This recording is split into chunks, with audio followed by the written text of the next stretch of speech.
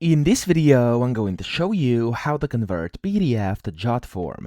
Now, the first thing you want to do when you sign into your account, here inside your workspace or dashboard, whatever you want to call it, you want to go to the Create button top left, and then from here, you want to click on Form. Now, as you can see, there's a bunch of different options down here at the bottom, and the one you should choose to convert a PDF into a form is this one, which says Document to Form, convert your PDF to an online form. So simply click on that, and from here, it's actually going to prompt you to put in a PDF, which is of course like a form, or of course something that you actually want to turn into a form. So I do have a PDF over here which I actually generated, and if I open it up, as you can see here, it's just a simple client information form, and it looks like this. Now, if you have something like that, Jotform is going to be able to read it, and then it's going to create you like a form, okay?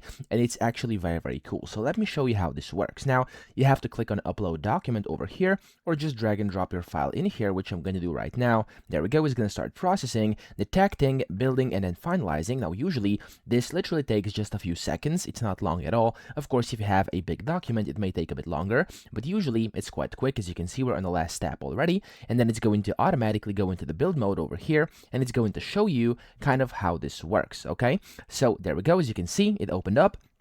And over here, as you can see, there's like a bunch of different things. You can fill this out if you want to. I'm gonna click on the X button, and on the right here, you can see your PDF you actually used, and these are all the fields that were actually used in here. So if you click on them, they're gonna show you which field actually is which in this new client form which it generated, and you can of course go ahead and customize these if you wanna. You can click on them, you can remove them, you can go ahead and set the properties, stuff like that. But if I quickly look at this, I can see that it basically added in every single thing that it had to. So we have the date, we have the signature, project details, we have like the project start date, budget. It's pretty much everything got added, which is actually very, very convenient. Now, you can of course go ahead and add different elements as well if you want to. That's completely up to you. Then set the properties, stuff like that. And whenever you've done that, you have to go into the settings up here. Here you can go ahead and customize your form. You can go ahead and integrate things, etc. if you wanna. But then when your form is actually finished, you want to go to the publish button up top,